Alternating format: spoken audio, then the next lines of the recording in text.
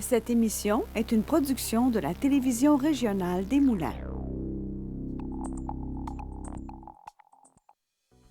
Avec la collaboration de la Chambre de commerce et d'industrie Les Moulins, le CFP des Moulins, le CFP des Riverains et le SAE, fiers partenaires de Fibre E.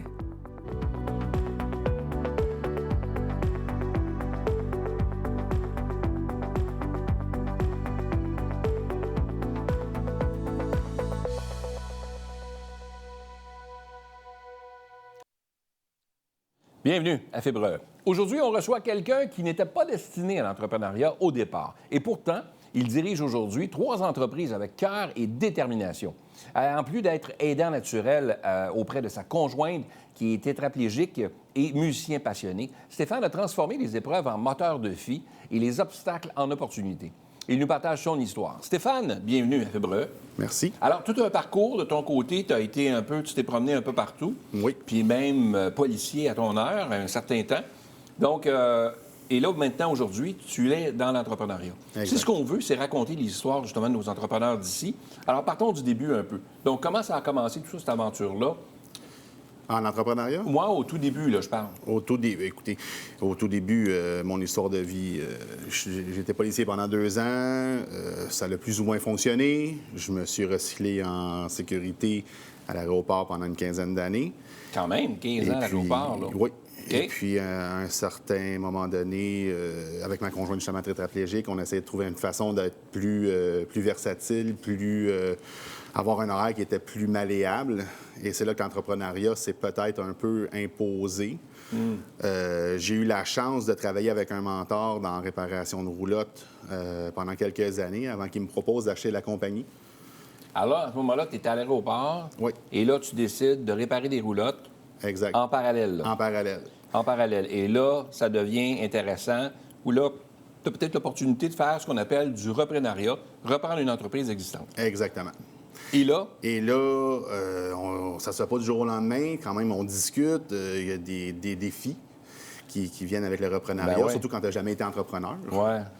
Et puis, avec ma conjointe, on a décidé de foncer dans l'aventure, de se dire, parfait, on y va, on l'essaye. Quelle a été la clé qui fait que tu t'es lancé? Tu sais, quand on prend cette décision-là, ça change une vie. Tu es entrepreneur, tu stimules ton propre salaire aussi. Puis, tu sais, c'est pas un salaire qui rentre régulier. Fait que ça amène une certaine dose d'insécurité à quelque part.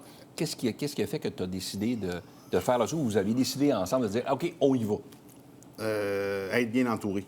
Je pense que ça a été la clé d'avoir un mentor qui décide de vendre son entreprise, mais de toujours rester quand même alentour quand tu as des questions, quand tu as des interrogations ou juste des inquiétudes. Quelqu'un sur qui tu peux te reposer, d'appeler au téléphone, ça fait une grosse différence. Ma conjointe, qui a été d'un support incroyable et qui travaille aussi dans l'entreprise, qui fait la comptabilité avec sa mère, qui m'aide vraiment beaucoup. Donc, j'ai pas été tout seul lancé dans le bain, vraiment. Là, j'ai été bien accompagné. Un mot pour décrire ce que tu vis au quotidien? Un mot? Un mot. Je te dirais bonheur. Bonheur. Oui. OK? J'aime vraiment ce que je fais. Je trouve que... Fait que c'est pas un travail. Tu t'amuses à faire ce que tu fais, là, Exactement. au quotidien. Exactement. Ça a son lot de stress, ça a son lot d'inquiétude. Tu rentres jamais la tête tranquille chez toi parce que tu as toujours un peu la tête dans la compagnie. Mais au bout, quand tu regardes tout ce que ça l'amène de positif... Quand tu regardes, souvent les gens nous écoutent et ils se disent « Ouais, mais l'entrepreneuriat, tu sais, il y a des hauts et des bas. Il y a des gens qui pensent que l'entrepreneuriat, parce qu'on est en affaires, c'est toujours un fleuve tranquille puis c'est toujours facile. C'est pas le cas. Non, c'est pas le cas. Il y en a des moments plus difficiles que d'autres. Il y a des périodes plus difficiles que d'autres. Il y a des fois où ça semble très bien aller et à un moment donné... Il arrive un événement, la chaîne débarque, on ne sait pas pourquoi, on nage un peu, on essaie de se ramener. Et puis quand on reprend le dessus, puis qu'on commence à trouver le droit chemin, ça fait que c'est vraiment super le fun. Mais c'est jamais stagnant, tout noir ou tout blanc. C'est jamais tout va bien ou tout va mal. Ça fluctue. Des fois, ça va bien, des fois, ça va mal. Ouais, c'est pas toujours évident, là. Non. Quand tu étais agent de sécurité à l'aéroport, là, qu'est-ce qui a fait en sorte là, que que tu as décidé, tu sais, quand tu as un salaire qui rentre à chaque semaine. Parce qu'il y a des gens qui disent, ouais, mais là, moi, j'ai un salaire qui rentre toutes les semaines, j'ai un programme d'assurance collective, tout est là, tu sais, ils vont me garder, là, moi, je peux faire ma vie là, puis je vais avoir ma retraite, puis, tu sais, bon. Mais quand tu es entrepreneur, puis tu as le goût de faire d'autres choses, puis tu me sembles être quelqu'un aussi qui, on en parlait hors d'onde, que tu as besoin de bouger, tu as besoin de faire des choses différentes. Là. Exact. Bien, fait que toi, tu t'es pas, pas soucié, mais ça n'a pas été un frein pour toi de dire, bien, je perds cette sécurité-là à quelque part d'emploi pour passer à quelque chose que je vais me construire moi-même. Ça n'a pas été un frein, mais ça a été une grosse interrogation. Ouais. C'est très insécurisant.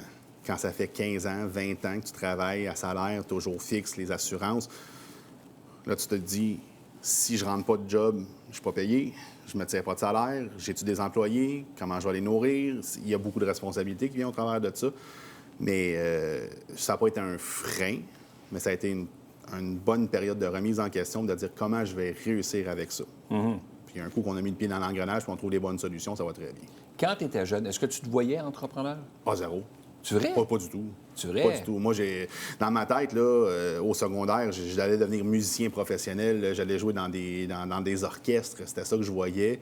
Un peu plus tard, la police s'est imposée parce que la musique, c'était peut-être pas une façon la plus évidente de gagner ma vie. Mais j'allais être salarié. Moi, je faisais carrière dans la police, rendu là. Ouais. Zéro, là, j'avais pas cette fibre. Tu n'avais pas cette, c'est ça, cette fibre entrepreneuriale-là. Mais c'est devenu. Mais ça y est. Donc, les gens qui nous écoutent, qui disent, écoute, j'ai jamais eu cette fibre-là, ça se développe. Ah oui. Et il y a un mot que je pensais que tu me dirais tantôt, tu peux parler du bonheur, c'est encore mieux. Je pensais que tu me parlerais de passion. Parce que la passion, c'est souvent ce qui revient chez l'entrepreneur. Il faut être passionné pour faire ce qu'on fait, non? Oui, c'est vrai. C'est vrai, mais je trouve que la passion et le bonheur, c'est assez connecté. Tu peux pas être malheureux passionné. Ça va Ça pas n'emmène ensemble. pas le bonheur. Là. Non, exactement. Donc, oui, la passion, mais des fois, on dit souvent que la passion est mauvaise conseillère. Donc, quand entrepreneur, de ce que j'ai compris, surtout chez moi, c'est de ne pas faire nécessairement tout par passion, mais de prendre le temps de le réfléchir aussi, de ne pas simplement être impulsif. Et c'est pour ça que j'ai choisi bonheur, parce que j'aime vraiment la façon que les choses s'enlignent. OK. Et là, ça fait combien de temps là, que tu fais ça? Depuis 2014, pour la réparation de roulottes, j'ai rentré une compagnie de DJ au travers de ça, d'événementiel en 2017. Qui est à peu près pareil comme les roulottes, là? Oh, c'est connecté. Tu es assez connecté, oui? C'est ça, exactement. Okay. Ça, la musique, ça, je pourrais dire, c'est vraiment de la passion. Ça, c'est de la passion à l'état pur dans toutes les compagnies que j'ai. C'est mon côté où mon exutoire, où j'ai vraiment, là, je peux me lâcher lousse, je fais vraiment ce que j'aime, puis il y en a qui vont jouer au golf, au tennis. Donc, les fins de semaine, on s'amuse, puis on anime, puis on fait des événements pour les gens et tout ça. On crée du bonheur. Tu as cette entreprise-là qui répare les roulottes. Évidemment, on vit dans un pays nordique, là, ce qui fait que l'hiver, un peu plus difficile là, de réparer là, les roulottes. Donc, ça tombe un peu plus au ralenti. Tu es comme hors saison. C'est ça. Et là, tu as dit, ben on va partir d'autre chose. Fait que là, tu as parti une autre entreprise. Ornement Prestige, c'est quoi ça? Exactement. Ça, toute une histoire. Cette compagnie-là, en fait, on dirait que tout dans ma vie s'est imposé par lui-même. On allait simplement acheter des décorations de Noël dans une vente au détail. Une dame qui vendait un lot de décorations de Noël dans un entrepôt à Laval. 5000 pieds carrés de décoration. Puis en jasant avec la dame, on dit, mais pourquoi vous vendez tout ça? Où vous avez ça? Et elle m'a dit, bien, j'ai une compagnie de décoration de Noël dans les supermarchés, dans des centres d'achat, peu importe. Puis elle dit, là, on liquide parce que je suis plus capable, je suis tanné, j'ai plus le goût d'avancer là-dedans. Donc, on liquide et la compagnie va fermer. Puis on dit, bien, si jamais vous voulez vendre la compagnie, lâchez-moi donc un coup de fil. Je serais peut-être intéressé. Elle ne pensait pas de vendre, elle pensait de liquider pour fermer. Exact. Et une opportunité arrive. Toi, tu pars pour acheter des décorations de Noël et des fêtes, et finalement, tu n'achètes pas juste la décoration, tu achètes la compagnie. Exactement. Incroyable. 2 semaines après, on a eu un appel. 2 semaines? Oui, 2 semaines après. J'ai une offre pour vous, êtes-vous intéressé? L'offre était vraiment intéressante. On a dit oui, parfait, on signe. Wow!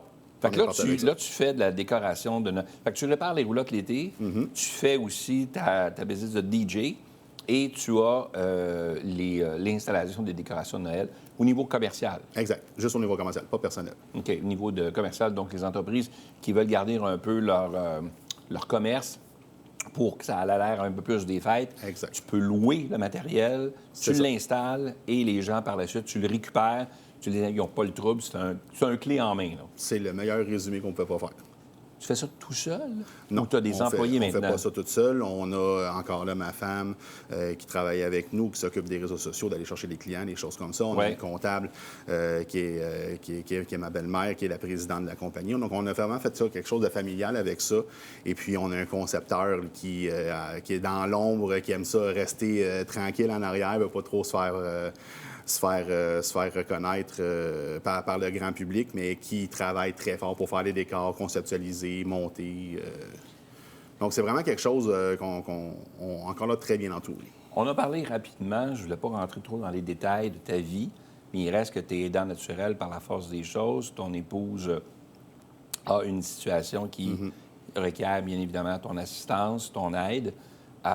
Et malgré tout, tu es quand même à la tête de 3 entreprises, ou du moins ta belle-mère en a une, mais vous travaillez tous ensemble dans ce circuit-là. C'est quelque chose, là. Tu te couches ce soir, là, c'est... la tête est pleine. Dors bien? Oh oui, moi, je dors très, très bien. Mais j'ai toujours...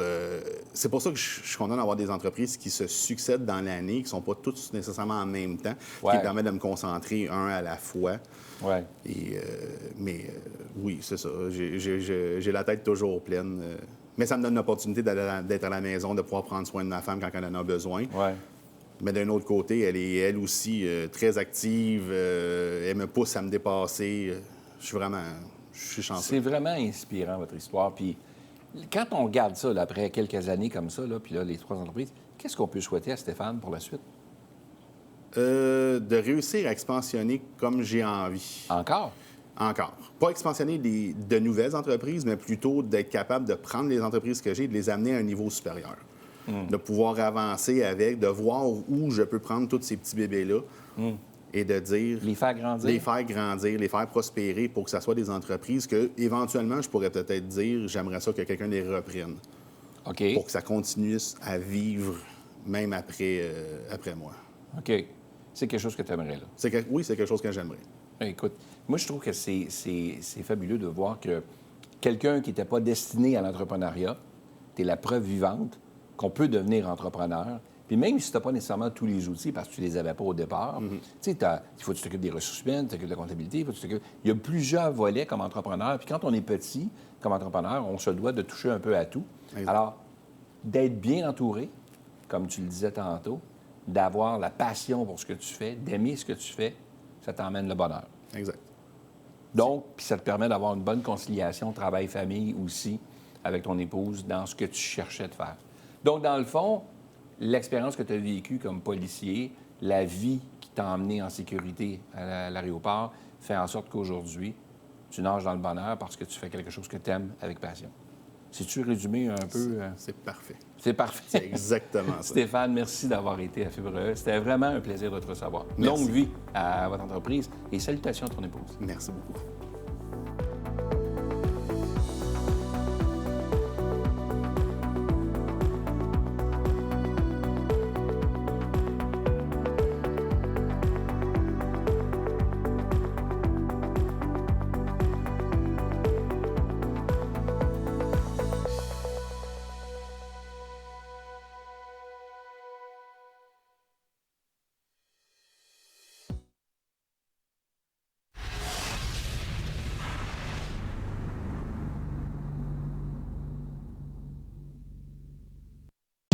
Le Centre de service scolaire des affluents t'offre 2 centres de formation professionnelle, le CFP des Riverains et le CFP des Moulins. Tu veux créer, bâtir, réparer, conseiller ou innover? Nous avons une formation pour toi. De l'administration aux technologies, de la construction à la mécanique, du design aux métiers spécialisés, ici, tu développes des compétences concrètes pour une carrière solide. 2 centres, une multitude de possibilités, ton avenir commence ici. Cette émission est une production de la Télévision régionale des Moulins.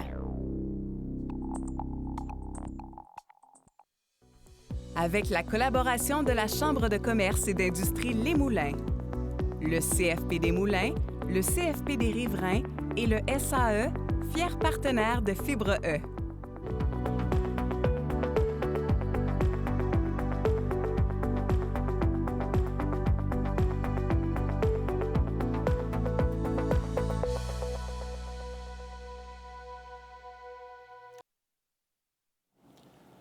Bienvenue à Fibreux. Nous avons aujourd'hui le plaisir de recevoir Marc Lambert, un entrepreneur au parcours impressionnant et multidimensionnel. Dès ses études, dis-je, Marc s'est lancé dans l'événementiel, organisant des tournées et montant des salles de spectacle pour de gros événements. Après plusieurs années de travail acharné, il a cherché plutôt la stabilité comme salarié avant de retrouver son vrai chemin, l'entrepreneuriat. Il dirige maintenant GCSP Sécurité, donc le groupe canadien de sécurité privée, si je ne m'abuse. Marc, bienvenue à Fibreux. Merci. Est-ce que je l'ai bien dit? C'était parfait. C'est pas un acronyme facile quand même, là. Non, en fait, c'est 9 personnes sur 10 qui l'échappent. 9 personnes sur 10? Et ce, quand même. même. Même en le lisant dans le dos des gars. Bon, mais écoute, je vais me donner une petite tape dans le dos. Oui, c'est bon, ça. Diguidou. Alors, Marc, bienvenue à Fibreux. Je t'ai expliqué en entrée de jeu un peu le but de l'émission, c'est vraiment de découvrir l'entrepreneur. Évidemment, une compagnie de sécurité, on va en parler un peu, mais il reste que qu'est-ce qui t'a amené vers ça. Mais au départ, tu étais passionné par l'événementiel, les spectacles, les grandes salles. Tu t'es lancé là-dedans au départ quand tu étais plus jeune? Comment ça a commencé, là, back in the days, oui. Il y a de cela plus de 15 ans. Moi, je suis issu d'une famille d'un père policier, puis ma vie, c'était la police. J'allais dans la police, puis quand on est arrivé en 2008 pour les choix de cégep, ma moyenne générale a décidé que je n'allais pas dans la police. Ça, c'était écrit dans le ciel. À l'époque, ça prenait une moyenne de 98 en montant. Ma moyenne était plus à 88, 87. Quand même?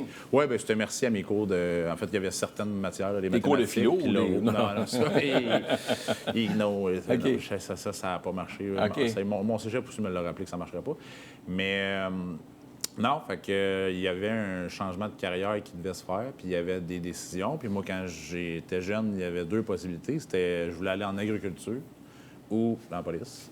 Puis là, l'agriculture... Agriculture ou la police, quand même, 2 mondes assez différents, là, à rester à l'opposé. Oui. Mais bon. Puis en agriculture, on m'a toujours dit, si t'es pas fils d'agriculteur, tu feras jamais ça. Ah oui? J'avais rapidement abandonné ce rêve-là. OK. Mon Dieu. Il est switché pour la police. Finalement, la police n'a pas fonctionné. Puis nous, à l'école secondaire où j'étais, on avait une grande salle de spectacle, là, 904 places. Puis ça nous permettait, ils engageaient à l'interne, puis tu commençais comme placier, puis portier, puis éventuellement, ils pigeaient dans ce staff-là pour nous former sa technique. OK. Puis c'est là que j'ai commencé. J'ai fait, je pense, même pas une saison de portier-placier, puis tout de suite, commencé à faire des corpos les soirs de semaine. Pour les gens qui louaient cet emplacement-là. Exactement. Donc, tu travaillais pour eux comme salarié. Oui, je travaillais pour la commission scolaire à la fête à l'époque. La commission scolaire, C'est la commission scolaire qui nous embauchait. On avait pas un distributeur, mais bref, une compagnie qui organise des spectacles, qui louait les salles. On avait 3 salles à Saint-Jérôme à l'époque. Puis, quand ils louaient cette salle-là, c'était leur technicien. Fait que finalement, ils m'ont embauché eux. Puis là, j'ai tranquillement, pas vite, dans ce domaine-là, grandi. Puis, j'ai commencé à m'acheter du matériel. J'ai parti avec une petite disco mobile. Je faisais des mariages, des parties de finissants. Ça, c'était quand même drôle parce que moi, j'avais pas fini encore secondaire. J'étais en secondaire 4, puis je faisais des parties de finissants de secondaire 5 pour d'autres écoles, puis des cégeps. C'est bien drôle. Oui, ça a été... puis je me faisais charrier par mes employés, puis j'avais pas de permis de conduire. J'étais en secondaire 4, fait que j'avais pas de charge. Fait que j'engageais... Fait que t'animais l'événement, mais t'avais des sous-contractants, dans le fond, qui t'emmenaient ton matériel et tout ça. Oui, j'avais... sur la route, tu pouvais souvent, pas j'engageais au moins une personne parce que soit que j'étais aux consoles pour le DJ ou ben non, je mettais un animateur. Puis c'était souvent plus simple et plus facile, surtout pour les gros mariages. Quand on organisait des mois d'avance pour avec les questions, les jeux et toutes ces affaires-là, bien, c'était plus facile de le faire à 2. Puis c'était souvent plus sympathique aussi à 3 h du matin à ramasser à 2 que tout seul à rouler avec les fils. C'est clair, c'est clair. Puis éventuellement, bien là, en travaillant avec dans le domaine du spectacle, pour les plus vrais spectacles, c'était comme des Rachid Badouri de ce monde, des Mario Pelcha, qui était mon premier vrai spectacle que j'ai fait. Ah oui? OK. Ouais, à l'époque. Fait que là, en grandissant dans ce milieu-là, qui est un grand milieu, mais qui est tout petit au fond, là, bien, je me suis mis à faire des salles plus grandes à Montréal, à Québec, je me suis mis à voyager. Puis là, bien, avec la compagnie, elle roulait, puis c'était correct. Mais à un moment donné, il est arrivé un mur où je me suis dit, ça le fera pas. Ça le fera pas parce que je peux pas travailler 7 jours sur 7. OK. C'est irréel. Tu sais, le lundi, mardi, ouais, c'est ça, tu n'as plus de vie. Là. Tu ne peux plus faire de la conciliation travail-famille. Tu as des événements un peu partout. Puis si tu ne veux pas manquer le bateau, puis tu ne veux pas que l'événement aille à ton compétiteur, bien, tu as le droit de le prendre. Fait que là, tu es tout le temps sur la job. Tu acceptes tous les jobs. Ah ouais? Tu les acceptes tous. Okay. Fait que, tu sais, le lundi, mardi, je faisais de la pré-prod puis du nettoyage de mon stock de la fin de semaine. Les dimanches, c'était tout le temps les mariages. Les samedis, j'étais en spectacle. Les vendredis, j'étais en spectacle. Puis souvent, les mercredis, jeudis. Les mercredis, on avait des danses. Les jeudis, souvent, c'était de la pré-prod avec les théâtres, parce que je faisais beaucoup de théâtre. Fait que là, t'es en répétition les jeudis soirs. Fait que je faisais que travailler. Wow! Puis à un moment donné, tu sais, nous autres, à l'époque, on était tous jeunes, fait qu'on allait souvent dans les bars après le show. Là, tu finis le show, hey, on est content, on a fini à 1 heure, on allait, tu sortais jusqu'à 3 heures du matin, là, tu te relevais à 8 heures parce qu'il fallait que tu sois à la salle à 9 heures. À un moment donné, je me suis réveillé un matin et j'ai dit, ça fait pas de sens, là, j'aurais pas de vie, puis j'aurais jamais de famille avec ce rythme-là. Bien, c'est dur sur le body aussi, là, tu sais, sur le corps, Oui. j'imagine, là. Ça prend toute une endurance. Il faut être jeune, là, pour être capable de le faire. Oui, puis la salle à que... Saint-Jérôme était merveilleusement bien faite, là. C'était 26 marches, il n'y avait rien pour tout ce qui était road case à l'époque. Puis à l'époque, c'était pas le LED n'était pas encore très hot, fait que c'était beaucoup des grosses pièces d'éclairage, des grosses pièces de sonorisation qu'on descendait, qu'on remontait le soir même. Pas évident, pas évident. Non, vraiment pas. Pas évident. Et là, qu'est-ce qui a fait que tu as fait un saut en sécurité? C'est quoi la... En fait, c'est pas ça pantoute qui s'est montré, c'est que j'ai arrêté du jour au lendemain. OK, J'ai rien vendu, l'événementiel. mais j'ai fermé la compagnie. J'ai dit, là, c'est assez, j'arrête, je suis plus capable. Ouais. Puis ça roulait, là, j'avais quand même 6-7 employés, puis j'ai fait comme dans, c'est assez, là, je suis plus là. Je suis reparti comme salarié. Je suis allé réparer des petits moteurs dans une petite compagnie pas loin de chez nous. Quand même, un autre modèle. Oui, complètement. Puis après ça, ça a duré quelques mois. J'ai transféré en remorquage. J'ai fait du remorquage pendant 6 ans de ma vie. Puis là, la compagnie pour qui je travaillais a fait faillite. Puis j'ai dit, bon, il faut que je me vire de bord. Puis là, j'avais des amis qui me disaient, viens là, en sécurité, tu vois, c'est facile. Puis je sais que tu veux te repartir en affaires. Puis il manquait tout le temps quelque chose quand je travaillais pour quelqu'un. Il y a tout le temps le. Non, il me semble qu'il me manque de quoi. Mais tu le sais pas nécessairement, tu l'as pas identifié. T'sais. Fait que j'ai fait de la sécurité pendant 6 ans pour autrui. La compagnie a fait faillite. J'ai continué de travailler pour autres. Puis après ça, les clients m'appelaient directement parce qu'au fil des années, on finit par échanger les numéros parce qu'ils veulent tout le temps toi. Puis là, je me suis dit, je pourrais me partir là-dedans. Puis là, je pourrais enfin offrir le service que j'ai envie d'offrir à mes clients. Parce qu'en travaillant pour des grosses compagnies, souvent, ils te restreignent dans un cadre pour éviter les poursuites, pour pas en entendre parler. Ouais. On dit souvent, l'anglicisme, no news is a good news. Fait que pour pas en entendre parler, regarde ça, fais ça. S'il y a de quoi, t'appelleras. Puis si t'es capable de pas appeler, ça serait parfait. Ah ouais, OK. Fait que moi, c'était important pour moi de pouvoir donner le service que j'avais envie à mes clients. Puis je le voyais que les clients n'étaient pas satisfaits. Puis là, je disais, je me pars. Fait qu'en 2017, 2016, mettons, la compagnie avec qui on travaillait allait pas bien financièrement, puis on le savait, là, parce qu'on était quand même proche. C'était une petite compagnie, on était proche du patron, puis on savait que ça allait pas bien. Fait que moi et mon meilleur ami, on se disait, on part. On la part. On va en faire une, on va y ramasser le contrat, puis on va donner le service qu'on a envie de donner. De toute façon, les clients, c'est nous autres qui appellent. Fait qu'on part, mais on va pas chercher les permis tout de suite. Puis moi, j'ai une drive probablement bien épeurante. Puis lui, il a reculé. Fait que 2018, il me disait, moi, je vais backer up, je te donne mes actions, je te les vends pas, je te les donne, fais ce que tu veux. Ton projet, il est beau, mais moi, je perdrai pas une amitié là-dedans, mais je suis pas capable de te suivre. Puis je sais qu'à long terme, ça va te taper ses nerfs, puis il va arriver quelque chose que je veux pas qu'il arrive. Fait que je pars ça, je mets ça en dormance, plus ou moins à cause des permis puis des frais que ça l'implique. Il fallait chercher 10 000 de cautionnement, 5 000 de permis, plus les employés, puis les uniformes, puis tout ça. Ça demandait beaucoup de choses. C'était Ben pas juste un rêve de dire, je pars quelque chose de différent. Il y a quand même des procédures à suivre. Le financement, c'est tout le temps compliqué. Ouais. À moins que tu arrives avec une affaire, ça d'épais de paperasse, puis la paperasse, bien, c'est pas ma force. Fait que ça n'a pas été ça. Fait que j'ai parti en escorte routière. Fait qu'on roulait une division d'escorte routière qui roulait très bien. Puis je faisais mon argent avec ça, c'était bien. Mais entre-temps, j'acceptais beaucoup des petits contrats mercenaires en sécurité, là, où j'étais employé comme travailleur autonome, ce qui n'est pas tout à fait légal dans le milieu. Il y a des manières de le faire, là, mais le moins possible. Puis j'ai reçu une opportunité pour être maître chien en détection d'explosifs. Puis là, j'ai fait « Hey, ça va être beau sur mon CV, je le prends. » Puis ça faisait longtemps que je le travaillais avec les chiens. J'ai grandi avec les chiens de la Sûreté du Québec. Puis je dit « Hey, faut que je l'essaye. » Je l'ai fait, je suis allé me faire former. J'ai fait ça pendant 2 ans de temps. Puis là, au bout de la 2e année, bien, c'était quand même très bien payé. Fait que ça m'a permis de mettre beaucoup d'argent de côté pour leur lancer la compagnie avec les permis, ce que ça prenait pour être legit. Puis là, j'ai fait rentrer 2 associés parce que je voulais pas le faire tout seul, parce que je savais ce que ça représentait d'être en affaires seul. Je m'étais dit, hey, ça va me prendre du monde. Puis là, en plus, bien, je m'embarque dans quelque chose qui est ouvert 24/7. Fait que est-ce que c'est viable de dire, je vais donner du service à du monde 24/7, mon téléphone va tout le temps sonner? Mais là, ton idée de couper un peu sur l'événementiel parce que tu n'avais plus de vie, tu te retrouves quelques années plus tard, après un cheminement tu te retrouves avec un job 16 jours par semaine. Oui. Il y a quelque chose que tu n'as pas compris ou c'est juste que tu as décidé de... Des fois, on a des tendances à faire les mêmes erreurs. OK. Puis, je te dirais, à l'époque, la raison pourquoi j'ai arrêté, c'est que je voulais une vie de famille. Ouais. Puis, en 2000, on en remonte en 2021, fait qu'on est comme post-COVID. Mon idée de famille est un peu résolue, je te dirais. J'ai réalisé que j'étais peut-être pas mal meilleur en entrepreneuriat qu'en relations humaines interpersonnelles avec autrui.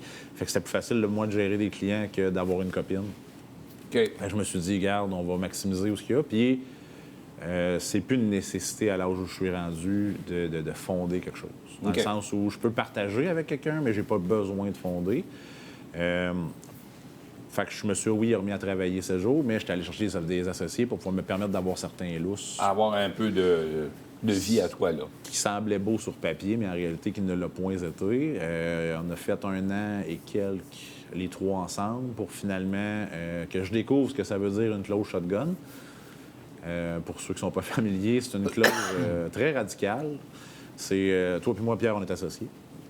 Puis à un moment donné, je pense que ça marche pas, toi puis moi, ou il y a quelque chose qui fait pas. Ou je vois des chiffres qui me semblent intéressants. Fait que je sors la valeur de l'entreprise, puis je t'offre X montant. un montant par-dessus. Il te rachète. Puis tu as 30 jours pour prendre une décision. C'est shotgun. Fait que c'est soit je te rachète ou tu me rachètes au montant que je t'offre. C'est un des deux. Mais il faut que tu le fasses. Fait que, puis il n'y a pas d'autre avenue possible. C'est moi ou toi. Fait que là, je prends 30 jours pour vérifier la validité de tout ça, la légalité de tout ça. Parce que... Et finalement, le temps file, mais finalement, t'es resté seul. Oui, j'ai racheté. Tu as racheté. Là, maintenant, tu es seul comme associé principal dans l'entreprise. Tu as des gens autour de toi, quand même, des gens de qualité qui sont autour de toi, dans lesquels tu as confiance. Puis tu peux quand même prendre un peu de temps pour toi dans la mesure où tu peux le faire, là, tout dépendant quand les contrats et tout ça. Mais il reste que tu es un homme occupé, tu es là-dedans. Est-ce que tu referais le même parcours aujourd'hui quand tu regardes tout ce qui s'est passé ou tu fais des choses? Pas. Non, hein? Non, il y a beaucoup de choses qui changeraient. Il y a beaucoup de choses que de faire confiance à des gens qu'il ne faut pas. Ouais. Tu sais, ça a l'air de rien, mais ce shotgun-là m'a endetté de 80 000 Quand même. dans une compagnie qui était en plein essor. Moi, mes chiffres, ils étaient exceptionnels dans le sens où on était exponentiel. Fait que la première année, je vais faire des chiffres au hasard, là, mais la première année, on était à 100 000. La deuxième année, on était à 200. La troisième, Là, on ça a était à monté 400. tout le temps. Puis, tu sais, on était exponentiel. Écoute, c'est vraiment un parcours inspirant, puis je vois que tu es tombé pile dans ta passion, chose que tu aimes. Je te remercie d'avoir pris le temps de venir nous voir à l'émission. Puis qui sait, on te réinvitera peut-être, parce que je pense que tu en aurais d'autres à dire sur ton parcours. C'est super intéressant. Merci d'avoir été là, Marc. Ça fait plaisir. Merci à toi.